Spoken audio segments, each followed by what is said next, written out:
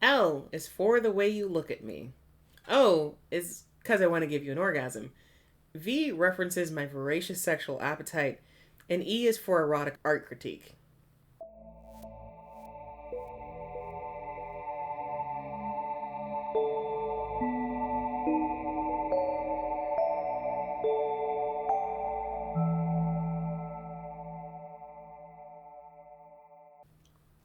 Howdy ho, and welcome back to Whole Chat, a podcast that is loquacious about love and lust and anything else that starts with an L and relates to boy love and girl love. I'm your host, Chuck, and with me is someone I L-word very much, Keelz. Lactate? Girl! Oh, love, I get it. Got you. Are you for real? No, I'm fucking with you. Of course I knew you meant you love me. Out of all the L words you could have picked, lactate, really? It's the one that came to mind. Not like or... I knew the correct answer, and so I was like, cool, what's the wrong answer? Loquacious?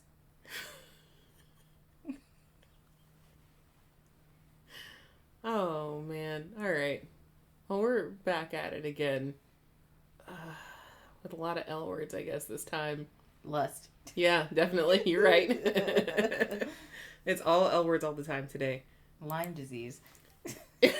Girl. We're back into boy love, baby. Like, Women's Month was good, but boy love is getting back to things being kind of chill. No traveling through time. No killing God to be with your lover. And no gentle, coquettish hand touching. There's gotta be fucking. Yeah. Something about the boy love has way more, like, fucking than a lot of girl love. Unless you want a toxic girl love. Yeah, fucking and not murdering people. Not all the time. But you know what girl love has? Turning it into truck.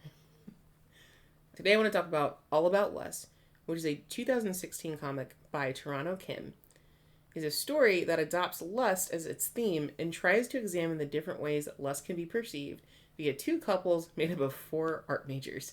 I read this before on Tappy Tune, and I liked it, but the OG translation was a little too heavily localized. Like, they left out some of the honorifics and like the sunbaes and the hubaes and stuff like that, and you really need it to get certain parts of the comic. I think they also just kind of smoothed some edges over as far as like what some of the language barrier and stuff like that. And I think it led to it being a little bit muddled and some of the meaning kind of missing the mark. But the Tapas version is quite a bit clearer and includes some of the things that I, feel like I needed to get the rest of the story. So that's the one that I read over this time, so should be good. You ready, dude? Lukewarm. I don't know. I'm trying to think of L words. Is this going to be the whole time? Probably. This is your day today, it's just L words? You said loquacious. And then you started spelling out L words. So, like, now it's in my head. I did this to myself. A little bit. We kick things off, focusing on Wooseong Jun. Wooseong is a second-year art student, in comics specifically, with a giant art boner for his sunbae. It's become so bad that just viewing their art at the juniors' exhibition overwhelmed him with emotion to the point of shedding tears. And so we find him, sitting outside of the exhibition, looking strung out but steadfast, and consumed only with thoughts of his sunbae. Is that the upperclassman or lowerclassman? Upperclassman. Upperclassman. So, Wooseong scares the bejesus out of 2 of his female peers when they round the corner and behold his desperate visage. One of the girls, Jingmin, admonishes him for just sitting out here instead of doing literally anything else, like eating or finishing his homework, or not being an obsessed weirdo waiting for his sunbae to return. Is he at the war? Sunbae? No. Yeah. Or, well, I guess what I mean in a non-joking question, is he doing his military service? No, he is. No. Everybody's done with military service in this comic at this point. Okay. Yeah, because I believe Wooseong is like 22 or 23, so he's back from his as well. Okay. But Wooseong has to be there, and he has to look cool for his most beloved sunbae. The girl accompanying Junmin foolishly remarks that at this point, his obsession may very well be love. And this is foolish at this point? Yeah. It's a little bit foolish. It's weird. Huh. These words seem to reinvigorate Wooseong for a moment as he realizes Yeah, this could be love, actually. Aha, movie. Jungmin's having none of this, however, and grabs her friend by the hood of his shirt and begins dragging him off to greener pastures. Yeah, she grabs him by the hood of his hoodie and just starts dragging him off, like his lifeless body being dragged across the floor by his female friend. Weird. That is until they run into one of their sunbaes. Just the mention of an upperclassman snaps Wooseong back into action, and he shoots up and out of Jungmin's grasp. Was he hoping it was his sunbae? Mm-hmm. Because the thing about having to address everyone by their station is that you never know which one it is. And it is not, unfortunately, his darling sunbae, but instead the lowly Boonchul sunbae. This kid's weird. He has a thing going on. This kid's weird. Yeah, a little bit. Wooseong barely has enough time to be disappointed before a smiling visage pops up from behind Boonchul's shoulder. There he is, Sunjin sunbae. Wooseong freezes in place with a goofy look on his face as Jungmin and the two sunbaes exchange pleasantries and act fucking normal. It seems like an eternity passes before Wooseong turns bright red and finally greets his upperclassman. So, like, sees him, brain starts buffering, and then finally says something, which I do have a shot of that because he's being a little goober. So there's his sunbae. Here's Wooseong, just frozen in place. He's embarrassing. Yeah, truthfully. And then everyone else says hello, and then his face ends up going bright red, and then he finally says hello. But every time Wooseong is thinking about a sunbae or seeing his sunbae from his perspective, it's all glitter and sparkles and the whole 9 yards. Embarrassing. Yeah. But then we find out why Wooseong was waiting for Sunjin for over 2 hours. So, like, Sunjin had gone off after the exhibition to, like, get dinner and hang out with his other peers and stuff like that. And Wooseong was just waiting, like, he'll come back for sure. I need to see him. So when Sunjin finally returns, this motherfucker paid out of pocket to get an exhibition booklet made, and he wanted to get it signed. So you don't get an exhibition book of your work made until you've collected enough work. This is something we did in art school as well. And so Sunjin's only a junior. He doesn't have enough work collected at this point. But Wooseong's like, I will get the book printed. I will pay the cost to get the book printed, and then will you sign it for me? So he wanted it that fucking bad. This guy's pretty cringe. Yeah. He is overjoyed, of course, and shouting out promises to buy all of his sunbae's works, and also shouting about how much he likes him.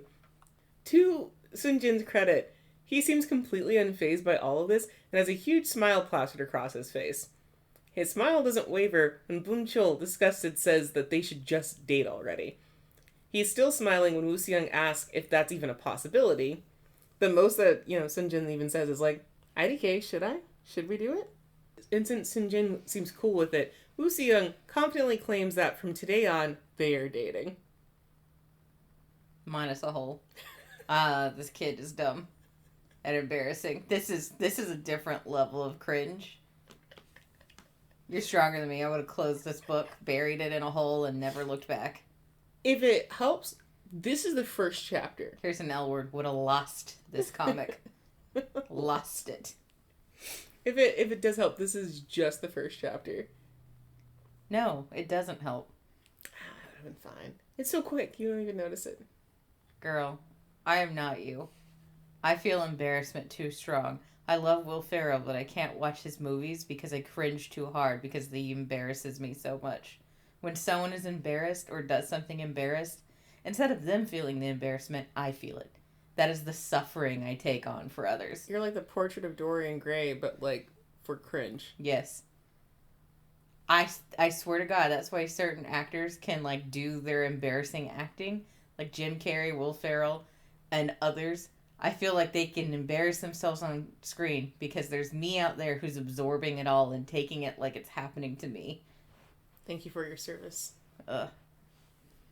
Minus a hole. But this, of course, was all just a joke. Just a little joke. Kind of like how you say something ironically for a while. Except Wooseong meant it, right? No. Wooseong honestly is like, oh, I'm just joking around. It's not a big deal. That helps that this is a joke. Yeah, he's not, like, he is really into his sunbae's art, but he is not like, oh yeah, we're dating, blah, blah, blah. It's just joshing around. Look, I can't tell because the 2 comic pages you showed me is this kid being obsessive and kind of creepy. Mm-hmm. But it's just a little joke. Kind of like how you say something ironically for a while. Could be until a stalker. all the irony is bled from it and you actually really mean it. Like how we didn't purposefully mean to call each other babe and then we started calling each other babe. I think every couple does that. Every couple is like, we're going to give each other a cutesy nickname for irony.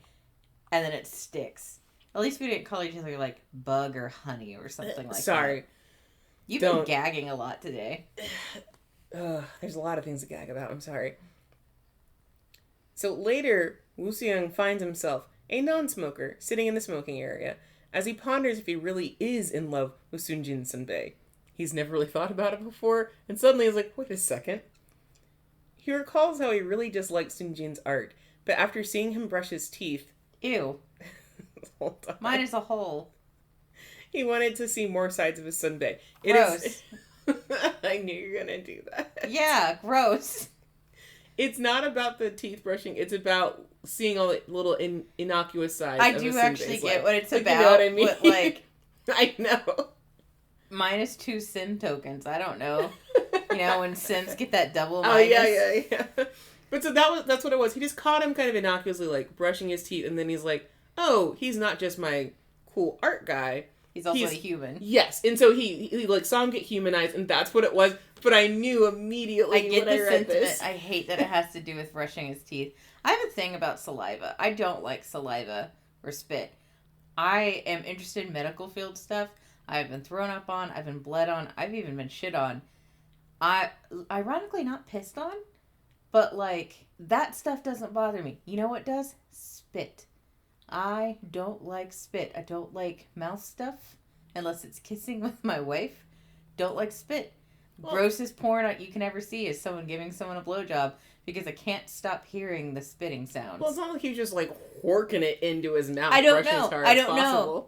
I don't know how this man brushes. He could be one of those nasty people who scrubs their teeth until the bristles are all splayed out and fuzzy looking. I don't know how he does it. I just don't like spit. Just a regular, calm, like, generic teeth brushing. You never know. You never know. They could look beautiful, and then you find out they brushed their teeth like a weird cow or something. I'm triggered. I don't like spit and this. Do you want to hold my hand? No, your hand is busy. Do you want to hold my tit? Spit. I'll hold your tit. There you go. There's nothing like a good tit to calm you down. So really, Wooseong was just getting caught up in the innocuous parts of. And again, I get it. Life. It's sweet, but it's too close to the landmine, which is saliva. I mean, he also watched him just like you ever see a boxing match where they have a bucket and they spit into it? No. God, oh, I'm gonna throw up. Minus a hole. I'm just spiraling. Well, no, it's just about learning that he's an actual human being, and that's all it is. And so at this point, as he's pondering all this, like, oh yeah, you know what? This is better than that meme when they wipe food off each other's faces, though. Are you gonna let me talk? No, I'm not done freaking out, I guess. Gross. Touch the boob. I'm just gonna hold on to the boob until I can stop thinking about spit. Thank you. More importantly, Wooseong is now thinking, I've been watching my sunbae for a long time. I'm really interested in him. I'm curious about what he's doing in his life. All the big parts and the small parts. Man, it would be pretty sick if they confessed to each other, actually. Maybe we should try and date. Maybe I do want to date him. Does he even know at this point if he actually has a crush on him? He's now realizing in real time. That he might actually like So him. One random person mentioned, because the girl who mentioned it, not even his friend. Mm-hmm. Jungmin is his friend. This other girl, not his friend. Her mentioning it got the wheels turning like, wait a second. I mean, sometimes you need to hear a stranger tell you something. Like, your friends can tell you shit all the time. Yep. We always had friends saying we should date, we should get together. Mm-hmm. And I don't think it was until strangers started telling us that we were actually like, well, maybe. Multiple strangers. Yeah. Groups of strangers. But Wooseong's broken out of his fantasies by the appearance of Sunjin sunbae, who asks, very reasonably, what a non-smoker is doing here. Wooseong lies, of course, but is very obviously nervous and excited that the object of his affections is right here, right now. He can feel the tension rising in his body, pushing him to confess, but no, not now.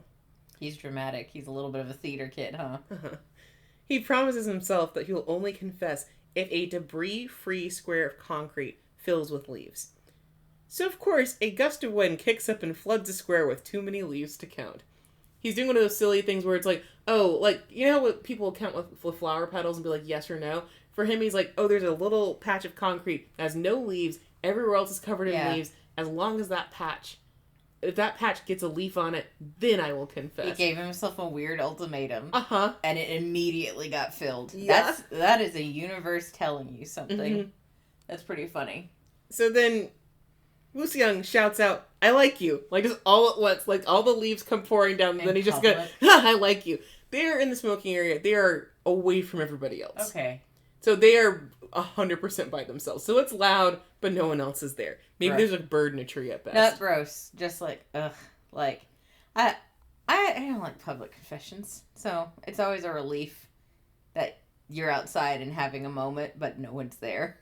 Mm-hmm. Like, I don't know. Yeah, so he releases all that tension and is possibly screwing himself over forever because he didn't try to feel anything out. He just said, boom, I like you. Yeah, he just blurted it out.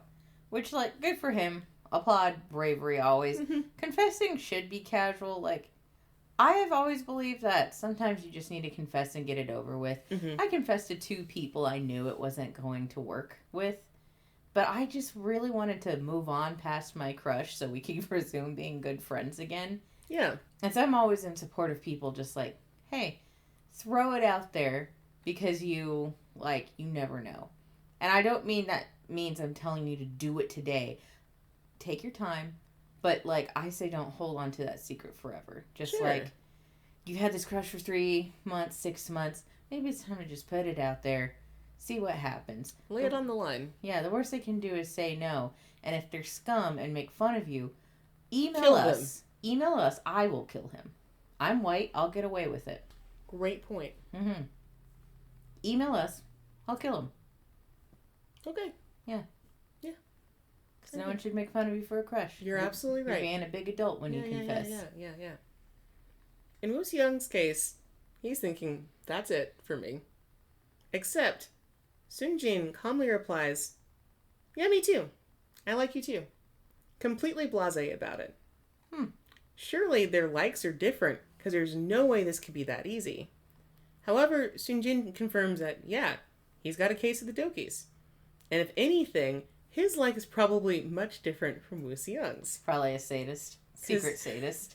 Because Sunjin wants to push him over, lick the entirety of his body, and do many other unmentionable things. I'm adding a point to myself because I called it. As I normally do. It's basically erotic like versus innocent like. Sunjin versus Wooseong. But can Wooseong handle what Sunjin's putting down? So specifically this scene is wild because he does tell him, like, yeah, I'm into you. It's whatever. Wooseong had, like, fantasized about, like, how things could look or whatever. Go. Yeah, he fantasized about how things would go or whatever. But, like, when Sunjin is telling him, like, yeah, I think our likes are different because I want to do all this stuff to you and this and that and whatever, it shows where they've bleeped out things that Sunjin has said. Like, I want to do beep, beep, and then beep, and then once you're beep, beep, beep, beep. And so Wooseong just staring there in awe, like, oh, okay. Love that. Yeah. But, like, also, that's a very good thing to get out. Mm-hmm. Because some people are very innocent about their crushes. And some people are like, no, I've gone beyond just this cutesy, like, I am nasty for you. And, like, both are fine. But, like, I do think it's good to figure out what you mean. Yeah, for sure. So, with that in mind, the next scene opens with them getting hot and heavy in Sunjin's room. They fucking? Poor Wooseong is into it, but also very nervous, as he's a virgin and all. Okay. That's fair. I mean, has he dated anyone ever before? Because he's never even thought about this guy. We find out, no, he's never dated before. Okay, yeah, that makes sense. Sunjin pauses to comfort him that things will be okay before yanking his Hubei's pants off. Oh, he's gonna fuck you, honey. This is a dream, of course. Oh. And one that Sunjin so lovingly explained in great detail to Wooseong. A fine example of the erotic kind of like that Sunjin is feeling.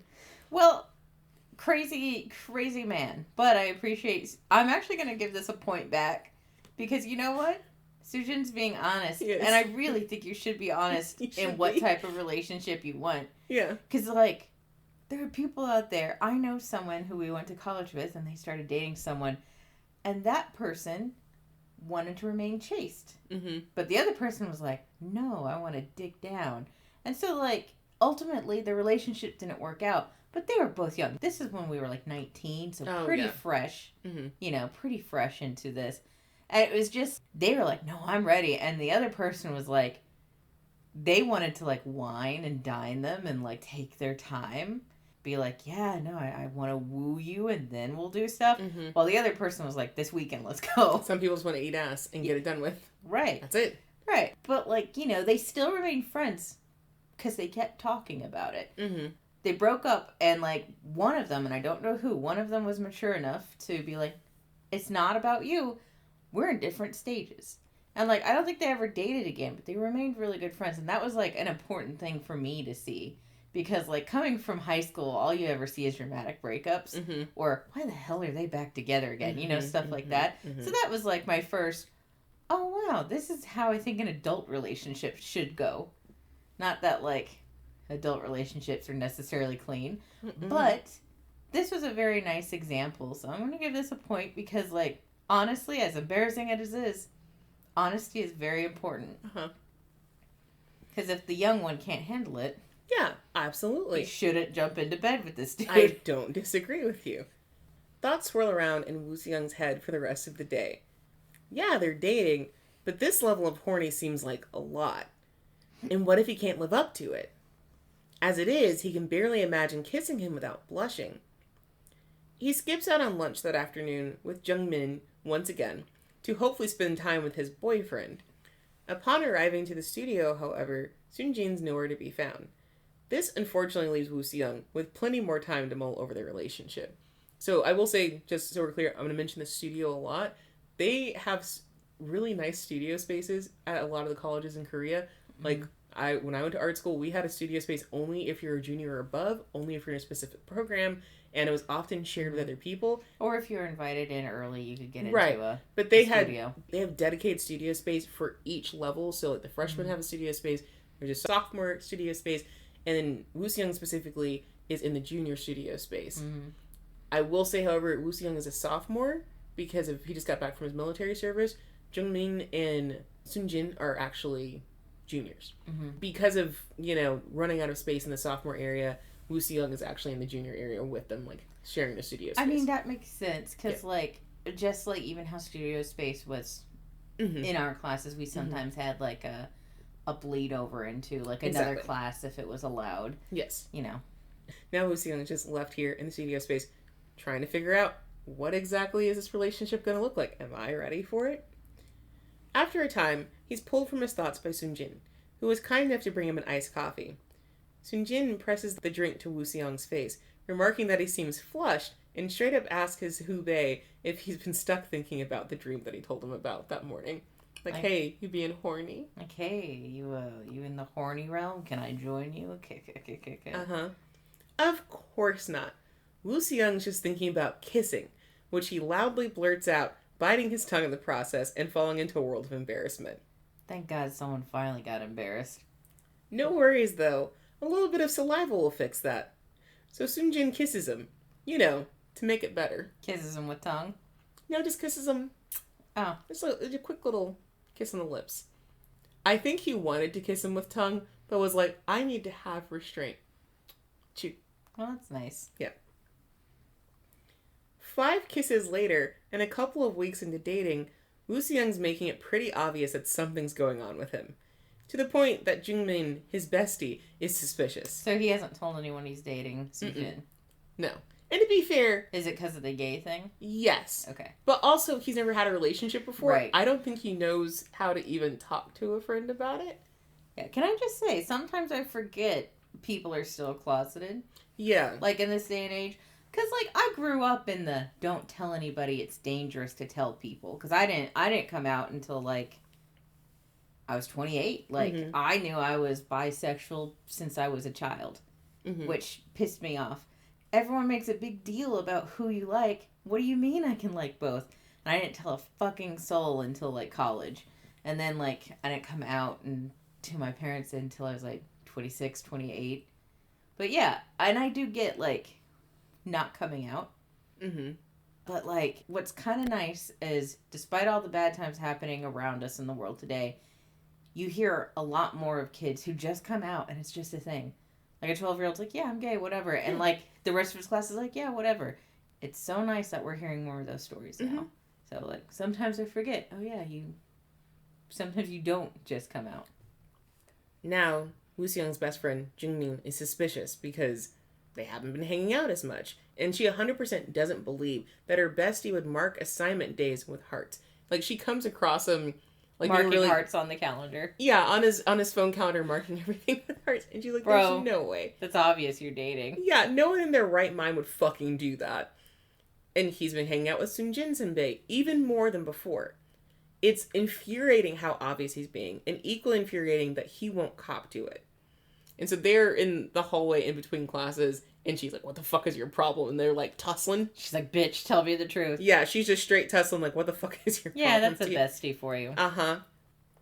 But they're having this whole public showdown in the hallway, and, like, Wooseong doesn't really have other friends that we see him with, but Jungmin is normally surrounded by, you know, her peers, some other girls, something like that. And so they're having this little tussle, and her two friends are like, oh, well, is it because you, like Wooseong or anything? And she makes an awful face. She's just like, don't make me gag. Yeah, let me show you, actually. And this is her face when they're like, oh, is it because you like him? Just frozen in disgust. Is she a lesbian? No. Okay. I just had to ask, because she's got that sporty lesbian look. That is actually explained in the author's notes. Yeah? Yeah. That's funny. Yes, I will definitely get to that for sure. But so she's not in love with Wooseong by any means. She just needs to stay on top of his problems, or he'll let them spiral until they become way too intense. And Jungmin has every right to be worried, because one, this is not the first time that something has gotten a little bit out of hand where he, like, bottled it up. But two, because later that afternoon, Sunjin, having seen how Wooseong and Jungmin interacted, has questions about their relationship. Like, hey, you know, how long have you known her? Yeah, how long have you known her? How do you know her? That sort of thing. Yeah, some jealousy. Yeah. Almost might be jealousy, is maybe trying to feel out if Wooseong is straight or not, because Sunjin seems to assume that maybe he was straight, and this is why... This is his first, like, male. Yeah, this is his first gay crush kind of thing. So they're just kind of a fact-finding mission. Wooseong's like, well, she's just an older sister type, and someone who's had his back for a long time. That's all. And all the commotion from earlier is about, like, him dating someone without telling her. Just normal older sibling type stuff. Sunjin, confused and a little taken aback, asks who Wooseong is dating. You know, because they never actually agreed to date. They just confessed to each other. They never actually agreed to date. But it's that lack of communication of, I've never dated anybody, so I assume when you confess, it's immediate. And I have dated people, but you normally talk about it and make a decision. All right. I'm going to call a little bit of bullshit on Sunjin. Because I'm sorry, this boy's clearly a virgin. I don't think he'd be kissing you if you weren't dating, honey. I'm going to give it to you that he didn't... I'm going to give it to you that he didn't... Y'all didn't figure out the dating thing. But, come on. If the boy can barely kiss you, yeah, he thinks you're dating. Okay, so I think you're right, so we're clear. Because Sunjin does explain the kissing thing. Because Wooseong's, but like, I thought we were... dating. I thought we were definitely dating, and he's like shouting, and he's apologizing, like, I'm so sorry. And Sunjin tries to calm him down, like, it's not that deep. Let's go outside and talk. And they do manage to sort out the situation with both of them explaining their sides. Because Sunjin is believing, like, oh, I think my like is too aggressive, and that's going to shatter the good feelings that you have for me. So maybe you won't want to date me after I've told you, like, hey, I want to tie you up and lick you all over and blah, blah, blah. And then Wooseong is assuming that because they both like each other, that means we're going to date. That's, as far as he knows, that's what you're supposed to do, right? Wooseong does ask Sunjin, like, hey, but you kissed me 5 times. I thought we were dating. Sunjin's just like, I got a little carried away. I just wanted to kiss you that bad. I probably shouldn't have. And I'm like, girl, what the fuck is wrong with you? How horny are you that you're just like, I know he's not sure, but like... It sounds like he's not sure. Wooseong sounds like he knows what he's on about. Sunjin, you sound like the dummy here. He is being incredibly dumb. Yeah, you're absolutely right. So horny you're stupid? Yeah. You know what I mean? Yeah. You've been there. Yeah, I'm the stupid one out of us. Well, It's because I get the horniest here. Let's not get it twisted. My stupidity is truly about how horny I get. All right. I have walked into a wall because you did something that I thought was attractive. We know this. We've seen this. There are witnesses. So, I know my lot in life. But, I will say this. Mm-hmm. I knew we were dating. Yeah. Like, I wasn't kissing you and being like... To be fair, we did also be like, we're doing it. Yeah. So, yeah. So, I think if they had a, hey, we're doing it... I believe I shouted it at you. Yeah. We're dating. Yeah. No, I shouted, let's just get married. That was what I said. Yeah. But that involves better communication is saying, I like you. Well, I also like you. There's a, okay, we're doing it. I don't know. This is hard. This is a hard pill for me to follow. I'm not taking a point off the comic, but I'm taking a point off Sunjin's intelligence. Yeah. And attractability a little bit. Absolutely should. Like, you lost a point of attraction, too, because I'm like, this is real stupid, buddy. So, they confess to each other again, and then actually agree to date. Though Wooseong requests that the previous 2 weeks count so they can reach their anniversary faster, which is...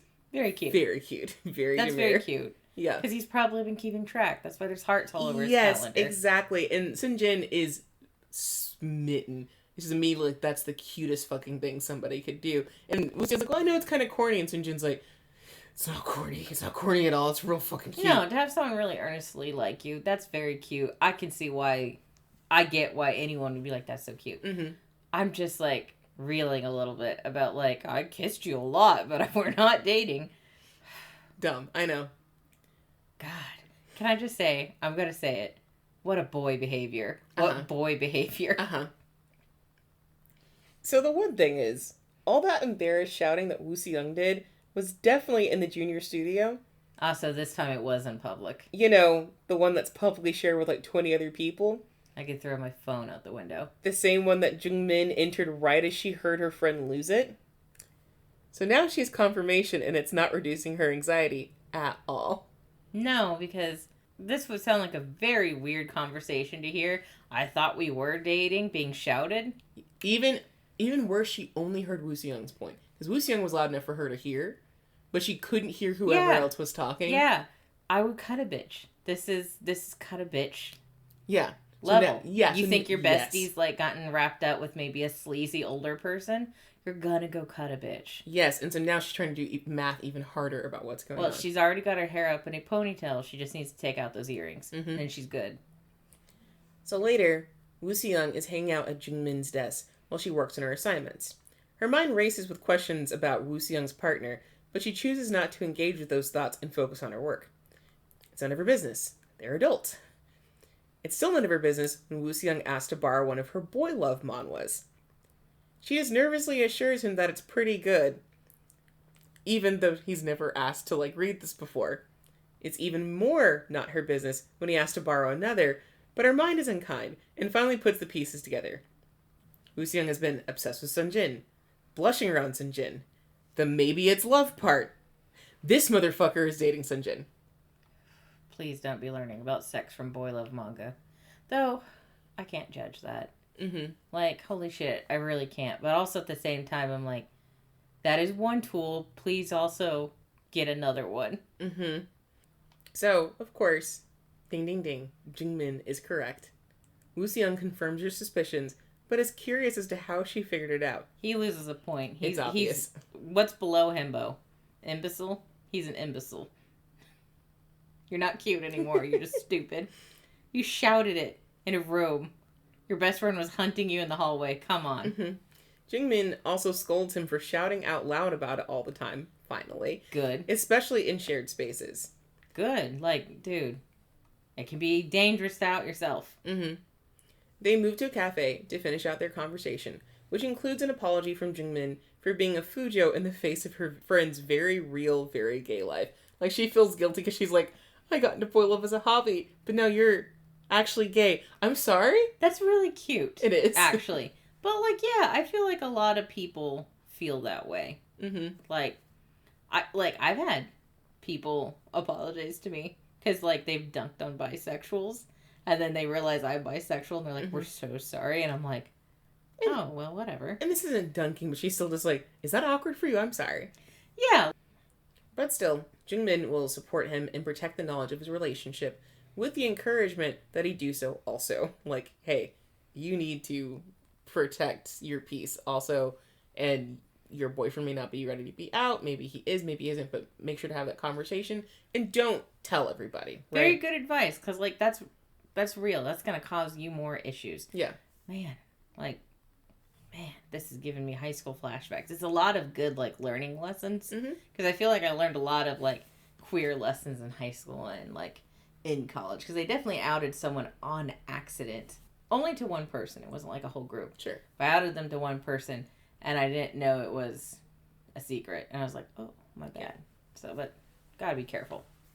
As far as the boy love, Wooseong is barring it for research, since he's a virgin, to dating. He is a dating virgin, and he is totally not using manhwa to help him transform into a sex god for when he and Sunjin finally make whoopee. Oh, honey. That's what you're doing. Yeah. But in his defense, he doesn't know anything about relationships, No. and so he really is like, maybe I'll have an idea regardless, right? Again. Makes sense. A lot of people did it. I'm not fully judging. I'm just also hoping, since internet is available, please supplement. Yeah. So, Jungmin hurries off to class, leaving Wooseong to his research. Before he can get too deep into it, a voice from behind him remarks that it's good he and Jungmin are still so close. And then we fade to black, next chapter. So some random voice says, wow, great that you guys are still friends. Next chapter. But it wasn't. We don't get to know. We don't know who the voice is yet, no. Okay. Meanwhile, Sunjin is having a great time drawing in the studio. His figures are coming out so good right now, and he doesn't look like he's fighting God for once. It's almost as though fantasizing about your boyfriend is good inspiration for making art. So normally he looks miserable and like a demon possessed when he's doing his art, but this time he's just thinking about Wooseong's body. But then here's Sunjin just doing his little sketches. Yeah, he's got a fantasy going on. And he's just thinking about porn at this point. Good for you. Goodness, dude. Mm-hmm. Proud of him, I mean, yeah. Yeah. His desk mates, including Bum-chul from before, notice and are definitely weirded out. They're used to him angsting. Yeah, because Sunjin's just been in too good of a mood in general, which makes one wonder if he's involved with someone. The unnamed deskmate says, yeah, well, Bum-chul is fully in the no camp. No way Sunjin could date someone without him knowing. They're fucking roommates, for Christ's sakes. Oh, Bum-chul. They agree to make a bet while Sunjin steps out to make a phone call. By the time Sunjin... You're gonna lose this bet. Hope you didn't bet anything important. He bet, like, drinks, next meal outing, snacks, like a bunch of stuff that would be big deal to a college student. Yeah. Just as long as it's not like, I bet my virginity. No, they just bet, like, high-stakes stuff for college students. Ugh. By the time Sunjin returns, things in the studio have devolved in a way that he didn't expect. On the one hand, Wooseong is there. Yay! But Bum-chul is incensed and shouting at a messy-haired, turtlenecked young man. Said man is Jae-hee, a senior in their major. He greets Sunjin with a long time no see. Just super cash for someone who Sunjin barely knows. Jae-hee makes a point that he's only here to check on his hubei, Wooseong, and make sure that Sunjin takes good care of him. Ah, so you came here to out him in front of the other classmates? He just has to take good care of him from the perspective of senpai. an upperclassman. Yes. Okay, sorry. Had my American glasses on. He also throws in a jab at Bum-chul, citing his idiocy as a reason for him to check up on Wooseong. So he's saying, like, don't become an idiot like Bum-chul. Uh-huh. Yeah. But really, this is a senior in a junior space with little to no connect to the people there outside of Bum-chul, maybe? It's strange. To make matters weirder, on his way out, Jae-hee whispers to Sunjin that he's counting on him in more ways than one. And I cannot express to you how stupid this whole situation will be later. this sounds like possibly dangerous or sneaky or toxic. It's really stupid. It doesn't sound dangerous to me. My brain is stuck in this sounds real stupid mode. It is real stupid, but this is him just showing up and Boomchul losing his It just fucking mind. sounds stupid, honestly. Yeah, and this is Jae-hee. Alright. And Boomchul often looks like this. I do like Wooseong. Like, his like glasses and shaggy hair. He's adorable. I love that too. Later, Wooseong and Sunjin meet in the smoking area to discuss how weird Jae-hee's being. Because both have explained just how well they don't actually know him. Mm-hmm. So they make a plan to grab dinner with Jungmin in tow, and Sunjin heads back to class. Alone, Wooseong is left with his thoughts, most of which seem to be pornographic. The boil of Whose thoughts? Wooseong. Wait, who's having pornographic thoughts? Wooseong. Okay, sorry. I don't know why I didn't hear it the first time. I guess I'm still weirded out by Jae-hee a little bit. That's fair. Because I don't take it as obvious. I just take the whole situation as weird. Like, what was misinterpreted? What's up here? So the boil of comic wasn't much help, but it did confirm one thing. The dick goes in the butt. Oh, honey. He's not upset about it and really wants to do it. But how to do it painlessly is the question. Yeah, internet. Supplement some knowledge, man. Google. This is 2016. Google exists. Not every site that was talking about this was translated into Korean. Oh, man. Uh-huh. Like... This was not included on, nationwide sexual health no. websites. You didn't have this much stuff. So you have to remember that that some other countries even see, especially in the East, even see, queerness as a Western disease, as Western influence, and so you don't always have those resources available in some Eastern countries. So you have to remember that, too. For every Thailand, there is, I think Myanmar, I think it's, gay, it's, illegal to be gay in Myanmar. For every Thailand, there's, a Myanmar. And so things aren't always as available as you'd want them to be. Yeah. Sunjin looks out on Wooseong from the roof of the arts building, completely unaware of Wooseong's inner turmoil. Which is fair, as he's in the middle of working out his own turmoil over the phone with a friend. So, Sunjin's, on top of the art building, Wooseong's down in the smoking area, having his own, how do I do the butt stuff and make it easy? And Sunjin is up on top of the art building, smoking a cigarette and on the phone, trying to figure out his own shit. Does Sunjin know how to have sex? Do yes, we know? Sunjin has had sex multiple times. He's had several boyfriends at this point. Okay. So, his issue... So ask Sunjin. I mean, yeah, that's what you should do. You Right. should ask your boyfriend. But Sunjin's issue is that he might actually like Wooseong too much. Wooseong should definitely like him less, and will probably change his mind at some point, because he's just this, horny guy, and Wooseong is probably straight, he thinks, maybe? But then he thinks about it, wait, no, Wooseong hasn't dated before, so maybe he is gay? Then maybe he's not going to continue to like him for a long time. Since he's his first boyfriend, he'll get tired of him. He's having his own little spiral of, there's no way he's going to keep had a liking bad me. relationship that spawned these thoughts. He's just had a lot of relationships that didn't last very long, but he just likes Wooseong so much that he doesn't want Wooseong to dislike him. He wants to be the best version of himself. Yeah. Thankfully, his friend tells him that this is a non-problem and to chill the fuck out. Which friend?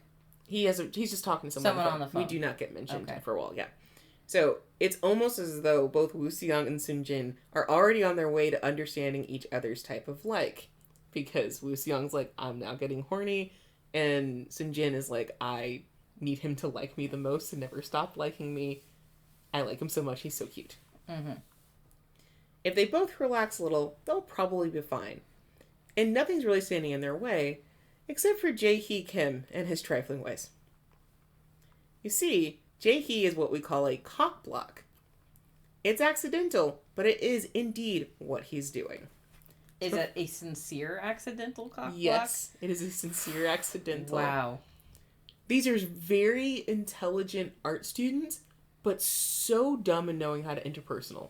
Mm-hmm. Every quiet moment that Wooseong and Sunjin try to make for each other is somehow interrupted by Jae-hee. From this point on, Jae-hee is everywhere. He's in their studio room, the cafeteria, the restaurants near campus, literally everywhere. Why? We'll find out. and he is always inviting himself to talk with them. Why? To make matters weirder, as often as he appears, he leaves just as quickly. So anytime they're like one-on-one, anytime they're apart from each other, Jae-hee never really has much to say to either Wooseong or Sunjin individually, and he still feels the need to trifle in their alone time. Oh boy. There are people who actually do this, like, on accident. Mm-hmm. Like, and I feel like this happens to gay people a lot. Mm-hmm. Where someone just kind of intervenes and is like, dude, I don't have time for you. Mm-hmm. Quit watching us. We're not a show. Okay, so it's not that. It's not that, No. even. Oh, my lord. No. Is it the other thing where he's like, I'm trying to learn how to be gay by watching you? No. Okay. It's a secret third stupid thing. Boy. Uh-huh. Boy, howdy. This, of course, makes Sunjin suspicious. Because why interrupt them specifically when they are together? Is Jae-hee lonely? Friendless? Curious about a real-life gay relationship? Or, worst of all, romantically interested in Wooseong? Yeah, these are all the questions I'd be asking, too. Mm-hmm. Sunjin plans to seek Jae-hee out and set matters straight before he keeps losing out on precious time with his boyfriend. Luckily, he doesn't have to look for him. Upon entering the junior studio, he comes across Jae-hee standing in front of his desk and looking at one of his latest comic pages.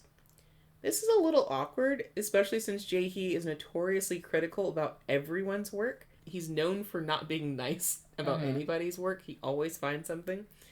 So somehow it becomes even more awkward when Jae-hee, 100% out of character, compliments Sunjin's work and goes into detail explaining why. And gives him a full, like, no, you're doing good here, and the emotion's really good, and all this stuff is working out. You're doing great. Sunjin remarks how weird this is, specifically using Boomchul as an example. Jae-hee openly hates Boomchul's work and never fails to bring it up during class critique. Just the mention of Boomchul sends Jae-hee on a mini rant about what exactly is so horrid about Boomchul's work. He's saying, like, he can't draw, he doesn't know how to express emotion, blah, blah, blah. And so we're clear, Boomchul is, like, the darling of the drawing professors. He's one of the best artists out of their entire class and multiple classes. But Jae-hee's like, no, he's terrible. And granted, Jae-hee is also very talented at making comics. And so it's like a genius insulting another genius kind of thing. Is he a jealous bitch? What up? No, because that would be That would make sense. That would make sense to be too simple. So he goes on this little rant, and then Jae-hee stops himself before he gets too wrapped up in Boomchul's bullshit and pivots immediately to commenting on Wooseong's art, which he says is ugly, and manages to perfectly prove Sunjin's point and piss him off at the same time. Because then Jae-hee mentions how Wooseong's art should improve since he and Sunjin are dating, which is not a thing you should casually say. That's so rude. To be fair, like, this isn't insulting in a gay way. This is insulting in an art way. Yeah. Like, I know. Wow. I know. I'm kind of impressed that they managed to find an insult that is like, this is insulting the artist. Uh-huh. Okay, I've read a comic with two gay artists, and like someone did act like this. It's like, I'm dating you because it'll make my art better, and I was like, are you crazy? Uh-huh. Like, it's a double insult, and what I will give Jae-hee is he didn't mean to say dating. He didn't mean to imply that he knew that they were dating at this point. So he immediately stops himself and is like, oh, I went too far. Not on the, his art should improve since you're around, but on the, like, oops, I outed. That's what he's like, oops. You're whatever ass-kicking Sunjin gives him, you deserve it a little bit. Like, this is such a weird insult. And I have heard it in the art world. Yeah. Like, oh my God, I remember, I'm not going to say who. There's a guy in our art class who was super fucking talented in my studio class. And, like, he was dating, like, another artist who did photography. And, like, we did watercolor. He is an amazing artist. And, like, he would have people from her studio tell him, it's a shame you're not rubbing off on her. God. Is that not crazy? God. Watercolor and photography are completely different things. They're not close. They're not close. They're not close at all. I cannot understand photography. I love photography. I don't have talent with a camera. Props to anyone who can take a picture, who knows how to get in there, make those angles look beautiful, can do stuff with light. I cannot do that with a camera. And he would go off. Like, I remember walking in on it once. I'm a little freshman, and he's chewing out, like, like another senior because they said this to him, and I was just like, what is happening? But like it happened a lot later when we became like friends, actually, because this, I didn't know him at the time when I saw this. He explained, he's like, yeah, for some reason, because he was the darling of our program, people would be like, yeah, you're so great and your girlfriend sucks, and I'm like, what the fuck? But like, I did see that a lot in the art world. It was so fucking weird. No, it's insane to say that to somebody. It's really weird. It's really weird. Like, I don't think art is going to have anything to do with your lover. You might get, like, inspiration from them, but I don't think you're going to necessarily have, like, a great growth or something. Jesus. Yeah, it was definitely out of pocket. Very out of pocket. Sunjin accuses Jae-hee of knowing about his relationship, and they then stand there in heavy silence for several moments. Is he going to accuse Jae-hee of interrupting him and Woo-chil on purpose? He would likely do that, except... at this point, they're just both kind of having this little standoff. Jae-hee, to his credit, is about to answer truthfully when, speak of the devil, Boom-chul shows up. And Jae-hee's going to be an idiot because Boom-chul entered the room. Boom-chul comes out the gate shouting and talking shit about how sketchy Jae-hee is. Oh, God. Jae-hee rightfully shouts back that he's interrupting a conversation, but that doesn't stop Boom-chul from continuing. Boom-chul's angry ranting takes a weird turn as he gives reasons for why Sunjin should stay away from Jae-hee, mentioning that he's been to the senior's house. So just like, you shouldn't trust this guy, because I went to his house the other day, and you wouldn't believe. Why did you go to his house? Great question. What weird third thing is this? Great question. Jae-hee rears back and sucker punches Boom-chul in the stomach, turns on his heel, and stalks towards the exit, demanding that he and Sunjin finish their talk outside in more privacy. Are they weird lovers? I'll tell you later. I don't approve of them as a couple because Jae-hee's mean. I'll tell you later. Sunjin follows in bewilderment, and Boom-chul gets to make nice with the floor. Yeah, you just go punch in the tummy. Once outside, at the infamous smoking area, Jae-hee feels like he can finally explain himself. It was completely accidental that he found out about Sunjin and Wooseong's relationship. He just so happened to be in the junior studio when he overheard Jingmin and Wooseong's conversation about it. He was the mysterious voice. Yes. I figured that out a while ago. So he had no intention of bringing it up, and he was trying to play it cool. He just failing. Yeah, he fails miserably at being subtle. He's doing such a bad job. Leave them alone. Like, that's how you be subtle. Not my business and walk on by. So no weird intentions, no trying to out anyone, no bullying, and definitely no romantic or sexual interest in Wooseong. So why the hell is Jae-hee fucking with their steez every goddamn day? Well, it's about Boom-chul. Sometimes Jae-hee wants to kill him. I'm tired. But he can't stop thinking about his stupid face, so he wants to kill him more, you know? It's a dumb crush. I'm so fucking tired. And you just punched your crush in the tummy. I hope he spits in your face. And he's just constantly on his mind, and so he uses the couple as an excuse to come to the junior studio and see him. Because why be honest about coming to see a person? Hey, it's not cute to hit someone you like. Like, maybe in grade school, and I'm not going to say it was cute in grade school. That's an excuse you hear in grade school. Oh, he likes you, so he hit you. That shit's bullshit and it's stupid. If you hit someone that you like, I want you to look yourself in the mirror and go, I'm dumb. Because you're dumb. Then man up. Just put the clown face makeup on. Yeah. You're being a clown. Yeah, you being a clown. Cut it out. So, y'all know what this is. And Sunjin does too. Too bad Jae-hee doesn't, and he rejects Sunjin's suggestion that maybe it's just a big old crush. Push him down the stairs. Sunjin, push Jae-hee down the stairs. Do it. The world won't miss him. So Sunjin realizes he's got the answers he needed, and this other bullshit is not his circus and not his monkeys. Thank you. So he gets up to leave. Good. Before he exits, he, feeling charitable, gives Jae-hee some advice. Just tell Boom-chul what you told me today. He's surprisingly soft-hearted behind all of that tomfoolishness. After all, he really wants the two rivals to be friends. This is false and Sunjin's being evil. He doesn't give a shit. He hopes that this makes them worse and that they stay out of his business. Sunjin, I'm clapping for you, honey. Because Jae-hee, you deserve whatever this causes for you. You dumb shit. Thank God you're gay, so you're not going to add to the gene pool with your stupidity. This will almost immediately backfire on Sunjin. That was maybe a little cunty, but goddamn. No. This is going to backfire on Sunjin, like, immediately. Because are they going to try and use him? Well, he's being weird with me. Help me. No. Not in that way. It's funnier. Oh, God. It backfires on him in a funny way. I'm so sorry. Like, I'm so sorry. This stupid third thing. I'm so sorry, Sunjin. I actually feel bad for him. Yeah. He's a weird little guy, and I feel bad for him. He is a weird little guy, you're right. Later, after the most intense wet dream of his short dating life, Wooseong awakes at his desk. No, he had a wet dream in class? Yeah, erotic dream, not wet dream. I misspoke. Oh, okay. Erotic dream, not wet dream. Okay, so he didn't come his pants. No, but it was very intense. Very hot. Yeah. Okay. God, that'd be embarrassing. Yeah, so he wakes up at his desk. Fortunately, unfortunately for him, he's face to face with the subject of his dream. Sunjin also wakes up, and after teasing his boyfriend for a bit, explains that he came to watch Wooseong work and ended up falling out as well. I thought he was going to say, watch him sleep. No.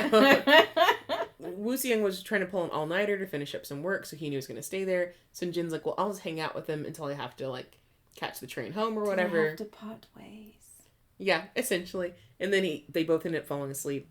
But at this point, since it's so late and the trains have stopped running, Sunjin suggested that maybe they should get a room, a place to rest and relax, with a big tub and a bigger bed. So stay in a hotel. Mm-hmm.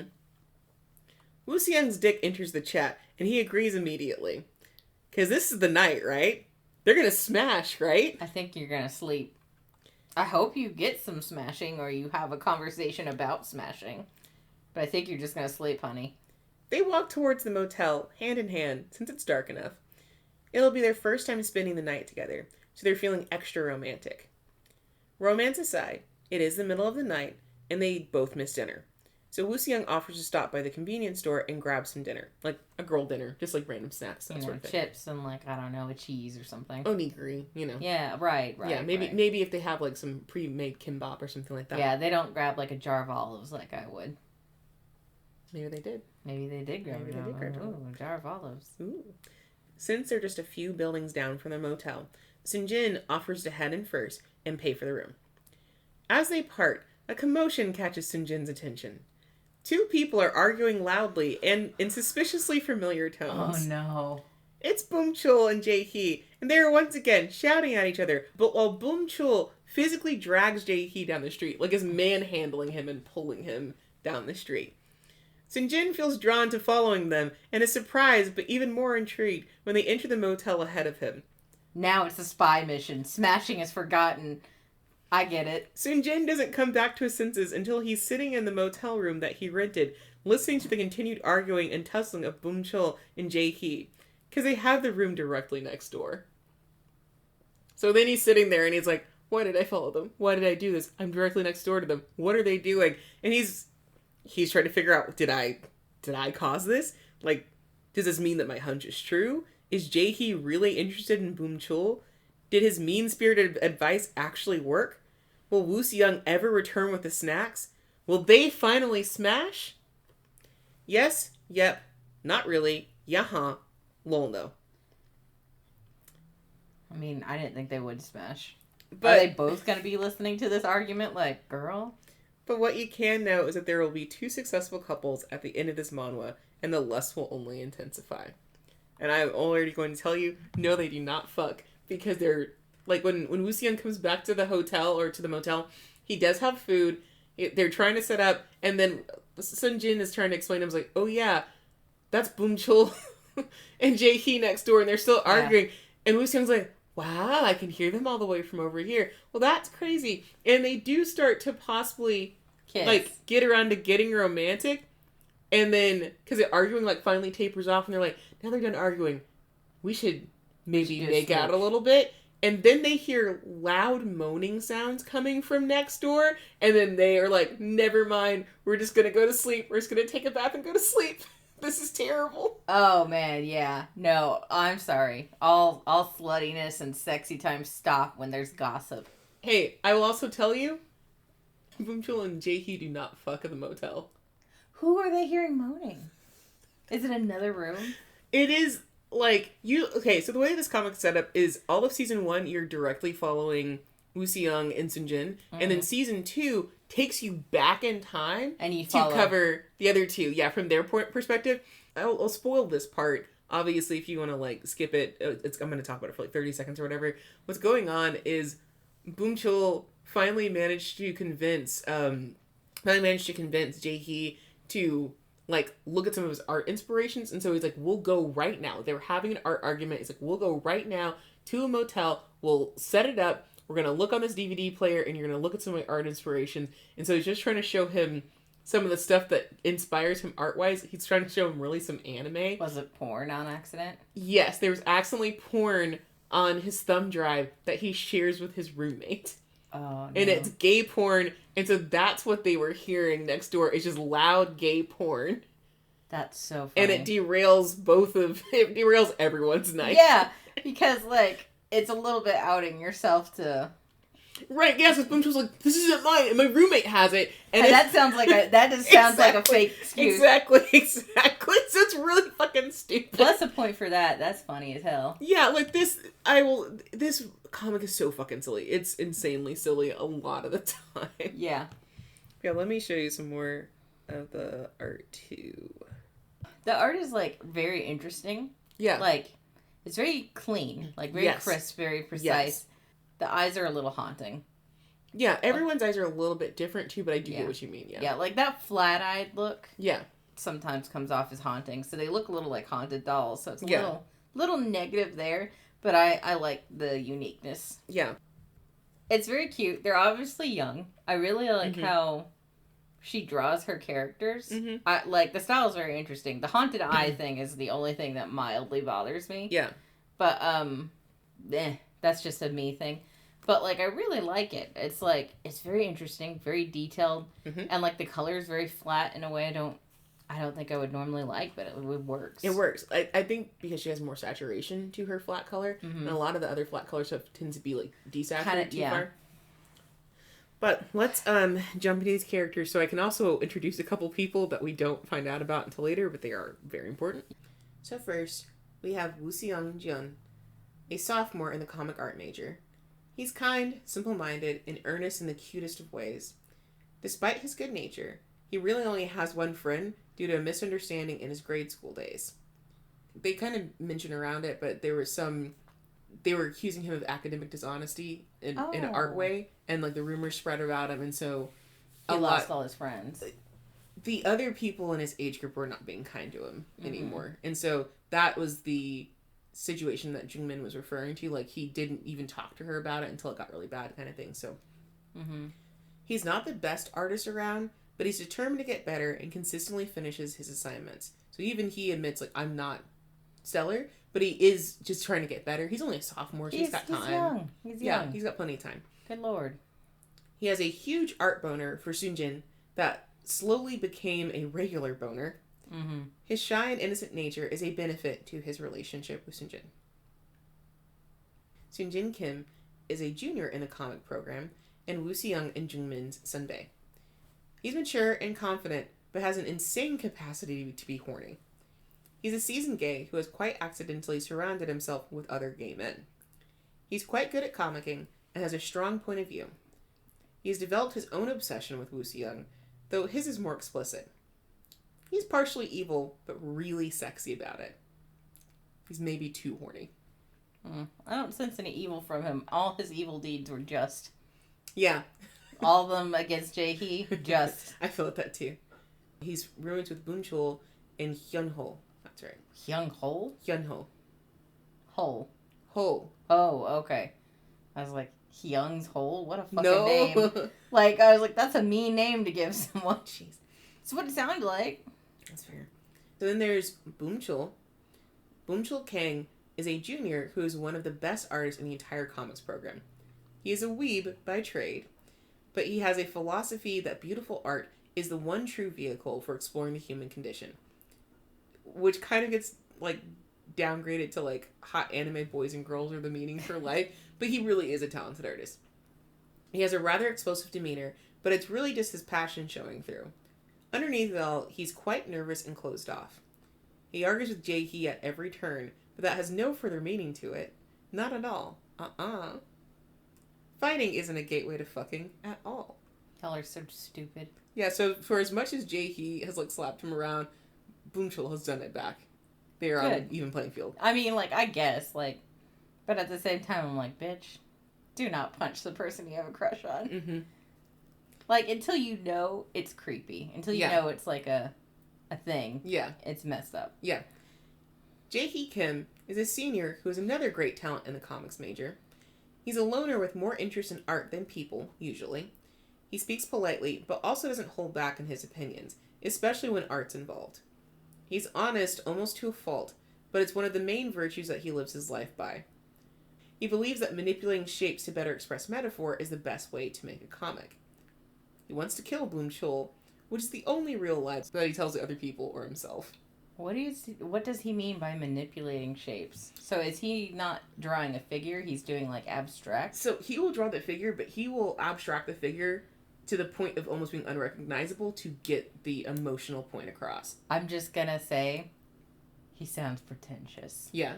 Yeah. Yeah, you're right.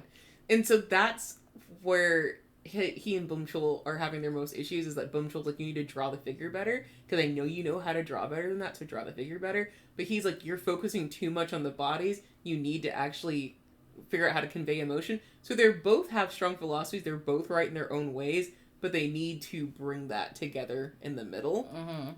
Because neither one of them is quite capturing what they need to, you know what I mean? Uh-huh. But Jae-hee sounds pretentious. That is so pretentious. Mm-hmm. I'm manipulating the shapes to express emotion. Mm-hmm. Good fucking lord. This is also what got me into this, is I was like, oh, art school? Yeah. Oh! Yeah. Junmin is a junior and supposedly Wooseong's only friend. She's full of piss and vinegar in the way that a perpetual older sister type would be. She very much wants to stay out of other people's troubles and just focus on graduating, but is also the type to offer a helping hand in spite of herself. She's overprotective of Wooseong for a good reason, and she's his absolute ride or die. She supports the gays and is a Fujo on the down low. So, are you going to tell me what the author note said about why she has the gay ponytail? Yeah, so for her, what the author actually said is that all the characters mentioned generally have kind of slouchier styles. Like, I would argue, like, Wooseong and Sunjin's and Jungmin's style especially are very kind of, like, athletic, sporty, almost, you know, super casual. I would say Boomchul's looks put together, though. Boomchul is the... Oh, Jae-hee then. Jae-hee looks put together. So Jae-hee specifically saes he is put together. He does have kind of a fashion sense. But everyone else is kind of slouchy college student. Yes, mostly because they're at their desk all day, hunched over, drawing. Yeah. And so that is why Jungmin looks like that. It's not purposeful, but she is a little bit different because a lot of the other artist girls that she hangs out with do try to put themselves together. So she's like, no, I'm going to be comfortable. I'm serious about work. I need to work. Mm-hmm. So it's not, like, meant to be, like, a lesbian-coded thing. It's meant to be, like, I'm making the active choice to be comfortable. Yeah.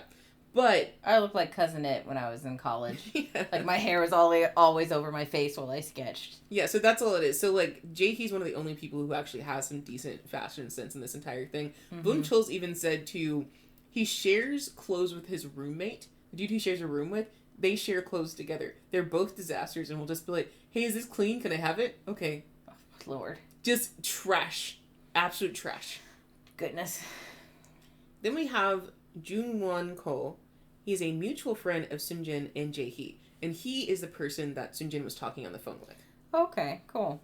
So he kind of functions as a one-man Greek chorus, since he seems to be aware of all the players in this comic, but he doesn't really interact with the main story much. He is a solid friend and a great older queer for several characters to rely on. Not into Marie Kondo level mess, but he is quite fascinated in the love lives of his friends. And he and I also have something really cool in common. I'm going to tell you specifically later. And then we have Hyun-ho, who he doesn't show up until season 2. He's talked around, but he doesn't really show up as a, like, player character until season 2. Hyun-ho is a fellow gay and Boomchul and Sunjin's roommate. He shares a room with Boomchul, despite Boomchul not being gay also, which is a lie in the end. He matches Boomchul's freak as far as cleanliness goes, so they get along great. He's rocking a giant crush on Boomchul, but he doesn't really show it, and he's not actually trying to do anything about it. he is messy in that he loves to be a menace from time to time, because he is actively a menace to Boomchul as he's trying to figure himself out and whatever. But what was actually cool and what makes you like is Boomchul's a mess and he's kind of an asshole, but when Hyun Ho is like, hey, are you cool like sharing a room with me? I'm gay. Boomchul's like, okay. I don't give a shit. You want to split? How do you want to split the rent? Are you cool with me like leaving my art stuff places? Just doesn't skip a beat. Yeah. So like he's a good friend. He is just also all over the place. Mm-hmm. And then somebody who makes some creature that makes an appearance a lot in season 2, and you will have to look for her, is Mukmul, who is Jae-hee's black cat. Try to see if you can spot her in the background of Jae-hee's apartment, because I read this motherfucker twice and had no idea until the author's note that he owned a fucking cat. She leaves so many hints and I never noticed the fucking cat. Right out the gate, this has an insane title, obviously, because lust is right there. But I also love how this comic produces some of the sweetest and most respectful relationships. Yes, absolutely, there's significant fucking, but it starts in earnest way later than you'd expect, and it's both explicit and very sweet. Mm-hmm. So what I remembered about reading this comic years ago was how wholesome the relationships were, not how often they got down. Yeah, like, sometimes it's the story that stands out, not the sex. Mm-hmm. Sometimes it's the sex, but for the wrong reasons. Though I do like how the sex is drawn as it's not the thing that I remember the most of. Like, what's that comic with the horrifying penis that you and Lemon We're not going to talk about it. God. No shade. Okay. They created themselves, said that they wanted this to be a comic that explores different levels of lust and the push and pull between like and less. And they intended to explore that through the main characters, but also with the side characters as well. And I'd agree that they achieved their goal. Wooseong and Sunjin obviously fit the theme since they are very clearly at opposite ends of the spectrum, with one on the innocent romantic love side and the other at the salacious sexual love side. Neither one is depicted as doing something wrong, just that they are perceiving their relationship in different ways. Ultimately, they both move to a healthy middle where they experience both romantic and sexual love, but that's just how relationships are. Yeah. No, this is like I think this is a very cool way to show it. Because, like, I would say I'm the lustier between us. Like, I'm horny. I'm just a horny person. Like, it is what it is. Mm-hmm. But I'm horny about my wife. Mm-hmm. Ew, I'm a bit of a wife guy. Yeah. Don't really like that. But... You want to lose focus? Oh, God. There's many reasons not to like being the wife guy a little bit. But I am sincerely, like... When I'm being horny, it's normally about my wife and, you know, whatever. And you are very much, like, very chill when it comes to lust. Like, when you get lusty, it's out of the blue and it always shocks me. I mean, I'm also very asexual. You are. And that's definitely the difference. So I just be wild and... Yeah. I would want people's long-term relationships to involve meeting at the intersection of love and lust, or whatever two extremes the individual participants are coming from. And it's nice to see them get to... a point where even though they're on opposite ends, they get to that middle. Right. Like, that's so sweet because, like, that's a very real thing. Like, again, I told you I witnessed it in college. Mm-hmm. And I was like, I remember having the childlike thought of, like, wow, this is how adult relationships work now. Yeah. And, like, no, because I definitely met messier people in college. But, like, it was still very nice to see, like, a couple, like, being on opposite ends and realizing... You know, we're not on the same end. We kind of have to step away from this. But their relationship remained good. Yeah. We remained really good friends, like, the whole time I was at that school. Yeah. And, like, this is a normal thing that, like, gradually happens. Like, you start at opposite ends on most relationships, and then you start to gradually pull together as a relationship deepens. Yeah. And I know too many people that are afraid or straight up refuse to wait around and see how things play out in a relationship. Mm-hmm. And there are plenty more that never reach that middle ground, but still think they should stick it out because their partner isn't a bad person or whatever. But you should absolutely be getting what you want from a relationship. And Wooseong and Sunjin's relationship is a good example of that. Boomchul and Jae-hee's relationship is entirely built on lust and fighting. And they have both, fight boners. Yeah. And they both have to move to the middle by getting over their hang-ups and insecurities and weird hate boners. They are dumb as hell and extremely passionate about their points of view, and those are the only things that they have in common. So, being stupid, being like, this is the way you do art, those are what they have in common. But they use that middle ground and eventually good communication to surmount and enjoy their differences. They don't stop bickering with each other as they see it as a sign of respect to challenge each other's opinion. Because someone who you really trust and respect will tell your ass that you're wrong or you need to shift your focus. And damn if that isn't a good fucking representation of a healthy couple. They're both dumb as hell. They both aren't using their brains. But they still know, hey, I need to be with somebody who's willing to call my ass out and tell me your art's not serving and vice versa. Yeah, like, bickering can be looked on as bad in a relationship. But, like, it's often part of it. If you can bicker with your person and it never becomes a point of toxicity, like, you don't, like, put them down, put their family down or their friends down or hit them. Yeah. Then, like, bickering is fine. It's just, like, another way to communicate. Theirs is usually almost 100% about each other's art and how they perceive it. And it's always at a level where they both feel comfortable. They don't push beyond that boundary. They also do stupid stuff like, hey, let me touch your body for research.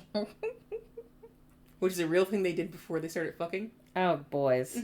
Yeah, so dumb as hell also. Yeah. There's also a lot of relationship philosophy sprinkled throughout this comic in general. This isn't really meant to be a blueprint for how to have a good relationship, and there's no moralizing or anything, but there's still an opportunity to dig in and examine how different folks' relationships differ or remain the same. Wooseong is very new to dating and has a very naive and honest way of going about things. He says pretty much everything with his chest. And Sunjin tends to be very honest back to kind of match that energy, but also to fill Wooseong out. Because obviously he's trying to make sure, like, oh, you still want to be with me, that kind of thing, testing the waters. They're both being honest, which, yes, good, do that if you're involved, but with different goals, which just shows that their philosophy on how to navigate their relationship differs. Being clear to get closer versus being clear to try and push someone away. It's very interesting that it just kept bringing up where Sunjin was worried Wooseong was straight instead of gay. Like, does that get explained at any point? He just thought because Wooseong suddenly was, coming on to him, but hadn't, like, been seen with a woman, I guess. He just kind of assumed, like, this is somebody who doesn't know about gay relationships, and Wooseong didn't really think about, oh, I'm gay. He just kind of got hit with, I like this person a lot, or really, I like this person's art a lot, and then going forward, because that's something that Sunjin also addresses, is like, well, I was worried you just liked my art, but not me.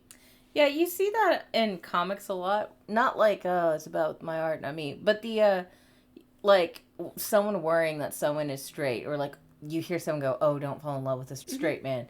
And I'm just like, man, where is this insecurity coming from? So, like, what I mean is that, like, are we afraid to tell straight people we have crushes just because of the dangers of being gay and outed? Or is there another underlining fear? A lot of artists pick up on it, and writers, like anyone in the creative field, have picked up on this. And, like, it definitely has that universal feel of we all understand that it's unsafe. I just want to know if there's more reasons. I think it's a combination of being afraid that there's going to be consequences for having a crush on a straight person, or essentially outing yourself to a straight person, be like, hey, I think you're cute and I have a crush on you. I think it's partially that. But I think some of it is also like an internal thing of knowing that it's not going to go anywhere and the angst that comes with that. Because if you're a straight person and you have a crush on somebody, the biggest thing is that you might get rejected. But there's always that glimmer of hope. But I feel like from a gay perspective to like a straight person, there's that thought of like, oh, I don't have any hope of it going necessarily. And there's a bigger danger attached to it as well. Because even people who say, like, oh, this person's out of my league, and so they'll actually accept me, there's still a chance they will, because that might just be a psychological thing you're having. Yeah. Where I think there's just a level of pining that is a lot more difficult if you are a gay person into a straight person. I knew somebody in high school, actually, who was a straight woman into one of my gay friends. Yes. One of my gay male friends. And she remarked how difficult it was because she thought this was the coolest person she'd ever met in her entire life. She was smitten with him. And so him coming out didn't, like, hurt her feelings necessarily, but she was just extra upset for longer. So I think it's even that level of, I have no chance with this person in any conceivable fashion. Plus, oh shit, I could get hate crimed if it turns out weird. Yeah. Guess I was just wondering if there was like more layers to it. Was there another reason besides the innate fear of like, oh, we could get hurt for confessing? It's just one of those things that sometimes you're surprised when you're like, oh, that's what you're worried about too. Like us being queer, it's worrying to confess to someone else. Mm-hmm. But then you read a comic that's from a whole nother country and there's someone having that same fear. I find it interesting that it's like we all kind of have that same struggle. Yeah. But I'm also like, is there a cultural thing as to why you wouldn't confess? So there is a little cultural thing. I don't know how much it maps to Korean culture, but I know that it maps to Japanese culture from things that I've read from queer people in Japan themselves, mm-hmm. that there is this level of doing the gay thing and then immediately breaking up with your gay partner to get married because that's what you're supposed to do. And I'm not saying that this happens like with a lot of regularity across all cultures, and I'm not saying it happens with the same regularity as it used to, but I know that that can be a fear, so I don't know if that maps to Korean culture. But what I'd also say, too, is, again, I have a personal experience with somebody I know that he was really into one of his friends. He told his friend that I have a crush on you, whatever. The friend was chill with it, but then the friend messed with his emotions for the rest of their friendship. Wow. And kept playing this kind of like, oh, I'm a little bit interested, or oh, you can hold my hand, or like, you can snuggle up on me, knowing that this gay boy has a crush on him. Mm-hmm. And so the psychological damage of kind of giving somebody hope and then making a very firm boundary, but it doesn't mean anything, I think that's also the big fear, is having somebody who is into you and they reciprocate your feelings back, but they've been straight their whole lives, and then they snatch it back from you in the middle because they decide, I'm done experimenting. Mm-hmm. And so I think that's the other thing, too, that kind of is innately there. It's like someone is like, oh, I was just playing along, and now I'm going to end it. Do they mean it, or are they, like, I think there's a term, like, lesbian until graduation? Yeah, a lug. Yeah. Yeah, a lug. There's also, like, and I think that's where a lot of that innate fear is coming from, is you see other queer people's experiences, you are dealing with a lot yourself, and that fear of, you know, do I come out to this person if you're not consistently out, and then just not wanting to get hurt. I think it's a really, really big one. Yeah. Okay, I was just curious because, like, I, like many queer people, stayed closeted all throughout, like, high school. Mm-hmm. And at my junior college, I was fairly closeted, though, like, I wouldn't have denied it if someone had asked. Sure. But, like, I stayed closeted, so, like, I even told myself, going into 9th grade, no matter who you get a crush on or who talks to you or who likes you, you're not going to date. So I didn't date. Mm-hmm. Because, like, being bisexual, it felt like a lie. It felt like, for me, it was like, well, I'm bi, and if I date a dude, and then I decide to break up, and then later I date a girl, and I didn't tell that dude I'd been bi, that would have been a lie. I get you. And I wasn't going to come out. So I just swore off dating. Yeah. So I had a few crushes in high school, but I'm also demisexual, so it took a long time for me to even have crushes. Mm-hmm. Faked a lot of crushes because everyone had crushes, and I was like, well, it's weird, I don't really have them. But I managed a few in high school, and, like, I did tell those few people that I liked them, but they did happen to be men, so I got lucky, and I could just tell them, hey, I like you, but I know nothing's going to happen, I just wanted to say it. Because, like, they all happened to also be people I was really good friends with, which, like, led me to later figuring out, oh, I'm really demisexual. Yeah. But so, I was just kind of curious, because I never had that whole, fear of confessing. Because I told myself, hard stop, I'm not confessing. I'm not going to have a serious confession in high school because I'm not dating. That is a level of steadfastness that's very uncommon for teens. Teens usually will make, not all teens, obviously, because I can't be saying shit because I made some really weird promises at that age. But it's that most teens are going to be wishy-washy about something, or they're going to say, I'm going to stick to this, and then they kind of give up halfway. So it's honestly really impressive and very rare that you're like, oh no, I'm putting a line in the sand. I'm not doing this until I'm comfortable to be fully honest with people. Yeah, I had 2 reasons why I did that. I feared pregnancy and did not fully understand how pregnancy happened. I knew what sex was, but I was so fearful of getting pregnant, and I didn't really understand how to prevent it or what to do, I was like, I'm just not going to even risk approaching pregnancy. And then the other thing that helped me is I had 2 out relatives who were gay and who, like, people aren't aware how much kids are listening. So you're at a party, your gay relatives are talking about terrible things they've been through, and they think the kid in the room isn't paying attention. They are. I was an in-closeted kid. I was paying attention. I was listening to the horrors my relatives went through back when they were young. And I'm about to enter that young period. So, like, I'm hearing horror stories of their high school life. And I'm like, cool. That ain't gonna be me. I'm not saying a word. Yeah. So, for me, I had, like, a lot of warning of, like, no, I'm not coming out in high school. There's no point. Yeah. And then we had a mutual friend who came out, and they had a hard time. I was not aware of how hard a time they were having coming out and, like, being out in high school and how hard that was for them. They had difficulties, and I feel guilty now that it's like I didn't, like, even just tell them, oh, I'm bisexual, and so I'm not out, but I'm here with you in it. For me, it was like, in my mind, it was a matter of life and death. Yeah. I was like, I don't want to die by coming out. So I'm going to wait till I'm in college. That tracks with a lot of queer experiences. You were absolutely right, my guy. It's always something I've wondered. I'm like, man, I wonder, like, if everyone is just scared to come out to the wrong type of person. Well, I think in this case, it's not even that he's afraid of coming out to the wrong person. He's already come out to them, essentially. They both know what's going on and what's on the table. His is very much just that deep fear of, oh, shit, what if he's straight and I get hurt? Yeah. And I guess, like, what I'm confused by is, like, why would someone then pretend to be gay and date you as an experience? It's not pretending in some cases.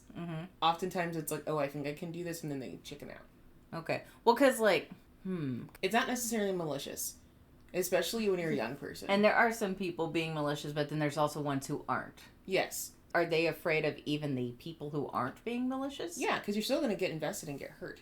Oh, okay. That's fair. Yeah. I just feel like I was like, I just need someone to explain it more to me. No, it's the fear of, if I get invested and then they pull back from me, that I'm going to get hurt. Because they don't actually like me as much as I do. Or maybe they do, but not in that way. And so they tried for me, but then I'm still the one who's left in pieces. Okay. So that's where Sunjin's coming from. Yeah. But then we have, like, old Bum Chul, who has to make a conscious decision to open himself up to further his relationship with Jae-hee. Like, you're told to be honest and vulnerable with your partner, but it is legitimately the only way that he can continue to touch tips with Jae-hee, so he does it. And Jae-hee accepts and listens and endeavors to understand Bum Chul's point of view so they can continue to be together.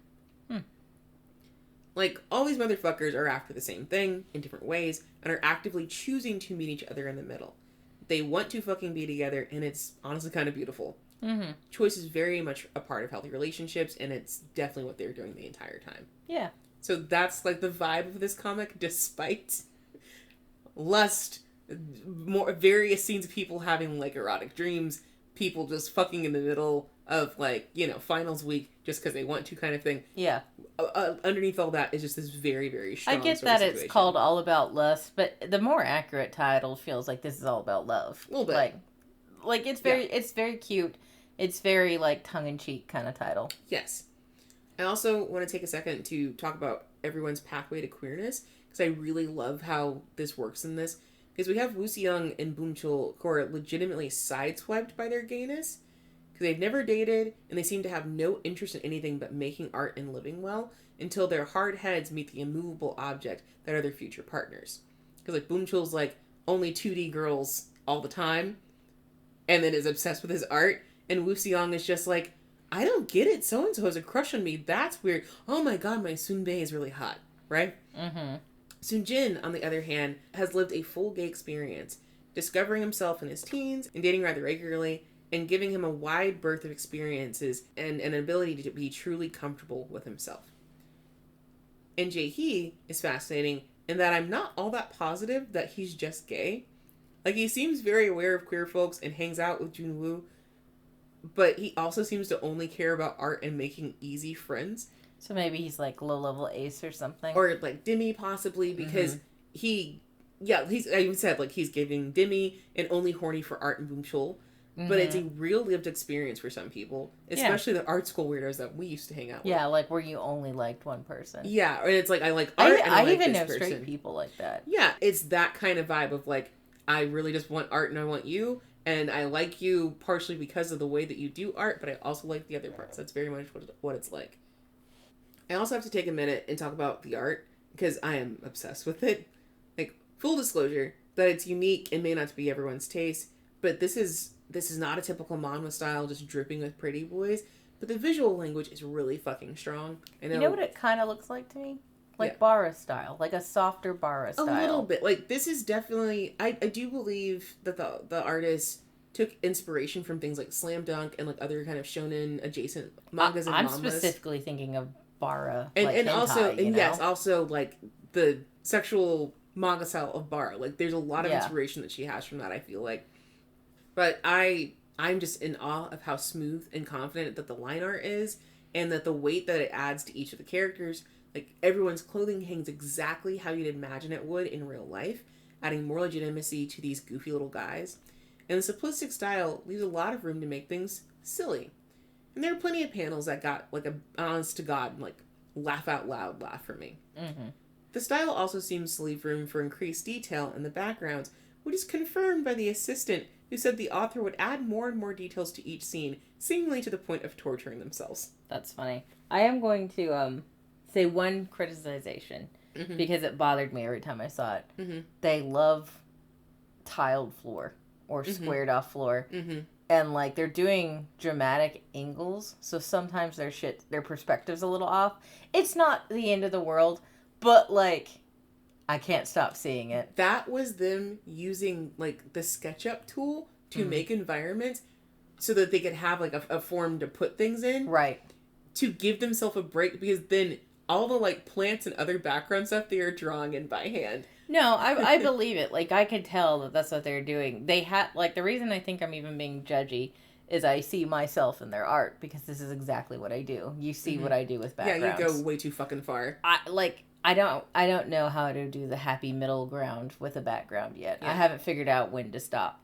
But this is definitely because I am also like this. This is why I'm also like, oh, you're doing it too. Don't. Mm-hmm. So like that's the only thing throwing me off, because I think it makes the space look a little weird. Mm-hmm. But when they're not using that obvious SketchUp tool, it looks much better. Yeah. I think. But they struggle a lot and made themselves very miserable, but kept going. Yeah, as you do. Overall, this is a series that feels like a cozy afternoon. There's some drama to keep things interesting. But what really keeps your attention are the way the characters interact with one another and how they grow together. While the theme is lust, it's fascinating to watch how it works its way around to a smooth and consistent kind of love. It's a kind of story that takes two seemingly faraway concepts and expertly shows off how they overlap, intertwine, and become something new and complete. A metaphor for the beauty of relationships and the individuals therein. And gay sex, probably. So, if you want to have a silly, slutty, and surprisingly wholesome time, All About Lust is for you. You can read it on Tapas, where it's under the title All About Lust, Where We Started. It contains mild violence, mentions of bullying, dumbassery, and art school shenanigans, but really nothing else. If you want more from Tirano Kim, you can find them at Tirano_Kim on Twitter. That's TIRANO_KIM on Twitter, and then it's Tirano Kim with no underscore on Bluesky. They have another work that takes place in the same universe as All About Lust, called There Are No Bad Dogs in the World. It picks up with Hyunho's story and like how he interacts with Boom Chul's younger brother or whatever. There's a whole thing going on. I haven't read it yet, but I'm stoked to read it. It's on Tapas, but you will have to search for it because linking to it is somehow broken, and you can't just go to Tirano's artist page and click from it either. So get on Tapas, search for it, but it's there. It's like 38 chapters, so it's super short. So please do that also. So, my darling, what is your whole rating? I'm going to give it about like an 8.5 out of 10. Mm-hmm. Really, the, I think, issue for me is the art style a little bit. Because, again, like that tiled room space thing, it was really distracting me and bothering me personally. This is my personal hang-up. Mm-hmm. So, for me, that was bothersome. And then, like, the heavy leaning into cringe humor is also, like, a little bit of a turnoff. Mm-hmm. But I can't do it. Mm-hmm. I can't do it. But honestly, it sounds amazing. I want to read this. I would read this. Like, there's plenty of other things about this comic that I could just gush on and on and on and on about. And I love a comic that definitely can appeal to young people and kind of be like a little bit of a teaching guide in like multiple facets. There's Mm-hmm. multiple things this comic has to say and that people can learn about. Mm-hmm. Like multiple takeaways. It's great. It's a good comic. 8.5 out of 10. I'm really interested in it. Yeah, I am going to make you read it. All right. Straight up. I mean, that's fine. You don't have a choice. I mean, it's not screaming Dante's Inferno, which I'm giving 10 out of 10. You know, that Dante Inferno, Made in Heaven, that's it. Mm-hmm. Because, like, after you told me about Made in Heaven, I had to read it, so I did. So, since this one isn't screaming to me that I must sneakily read it when you're not paying attention, I can't give it a 10 out of 10. Fine. But retcon, Made in Heaven, 10 out of 10. Still furious at it. Still not really a Yuri. But damn, is it interesting. Oh, you guys want more Hole? There's plenty on Tumblr and Bluesky at hole-chat. You want to put something in our mail hole? Sure. hole.chat.69@gmail.com. That's a good pun. Mm-hmm. And you can always leave comments on Spotify or YouTube also. And you could follow us anywhere you want. Please and thank you. Follow, subscribe, like. We'd appreciate it. Do whatever. Touch us gently.